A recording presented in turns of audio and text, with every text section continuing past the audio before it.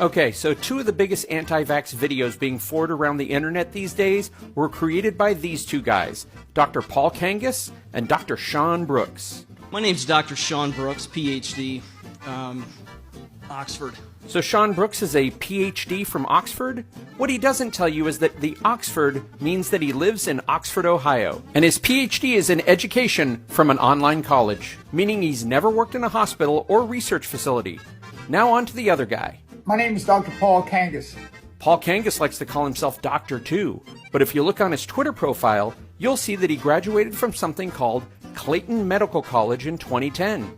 And if you look up this college, you'll see that it was a non-accredited, distance learning natural health college based in Alabama. You'd also read that Dr. Kangas graduated just in time because the college ceased operations in July 2010. But what's funny is that in both of these videos, these two don't offer up any of their own data or thoughts on the COVID vaccines, but rather they read from an identical script of so-called facts that supposedly come from Dr. Robert Malone. Let me introduce you to Dr. Robert Malone, who created the mRNA, the messenger RNA vaccine. Dr. Robert Malone, who created the messenger RNA vaccine. But is Dr. Malone really the inventor of mRNA technology?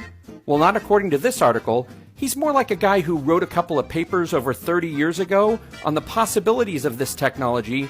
Meanwhile, countless others have actually developed it over the last quarter century. But the weirdest twist is when both of these doctors attribute this opinion to Robert Malone.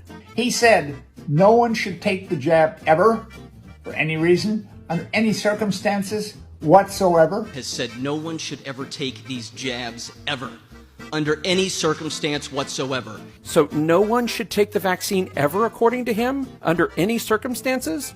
Well, you might want to mention that to Robert Malone himself, because he says this. I took Moderna twice. That's right.